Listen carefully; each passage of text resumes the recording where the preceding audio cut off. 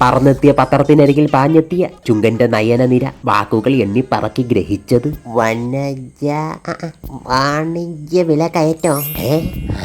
ചൂടുപിടിച്ച ചരണങ്ങൾക്ക് ചാരെ പത്രമെടുത്ത ആകാംക്ഷി അന്തസാരമുയർത്തി പുതിയ പദ്ധതിയുമായി മുതലാളിയെ തിരഞ്ഞെത്തിയത്. മുതലാളിയെ പായോ? വരുന്നു. ദാണ്ട നോക്കിയാണ്. വില കയറ്റോ? നമുക്കും ചെയ്താലാ? രക്ഷപ്പെടുവടേ. പെടും മുതലാളി. അപ്പൊ ചെയ്യല്ലേ? ബാ. ഓ. ക്ഷണം സ്വീകരിച്ചെത്തിയ ശകടാസുരൻ ശരകാന്ത കരത്താൽ കളിമണ്ണ് കീറി കോരിക്കുടഞ്ഞ് കുഴച്ചു മറിച്ച് ശകടം മിഴി മറഞ്ഞ മണ്ണിൽ ശ്രേണി തിരിക്കാൻ ചരട് പിടിച്ചത് ചുങ്കൻ. കേട്ടിക്കോ. എന്നാ തടം തോണ്ടിയാലാ?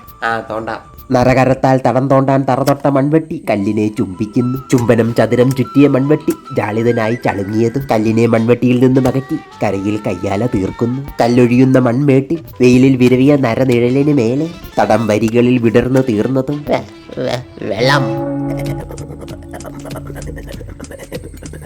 ചത്ത് മുതലാളി ചത്തില്ലേ? എന്നാ കൂടി.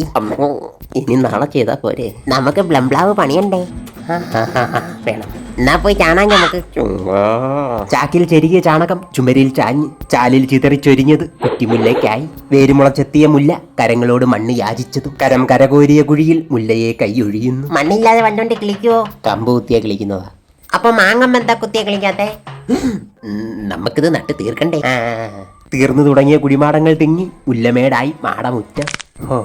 മുതലാളി, നമുക്കെന്തായിരിക്കും ഇത് നേരത്തെ തോന്നാഞ്ഞ്? ഇപ്പോഴാ സമയായ. അവിടെ സമയത്തെ പിന്നിട്ട മുല്ല ഋതുവിനെ കബളിപ്പിച്ച് നിത്യവസന്തമൊരുക്കി നിയോഗത്തിൽ കൂറുകാട്ടിയ മുട്ടുപറിച്ച് വിപണനം നടത്തി മടങ്ങിയെത്തിയതും വാണിജ്യം ഇടിഞ്ഞ മുതലാളി. വില കുറഞ്ഞ്. ഓണത്തിന് കൂടുമായിരിക്കും. കൂടുവോ?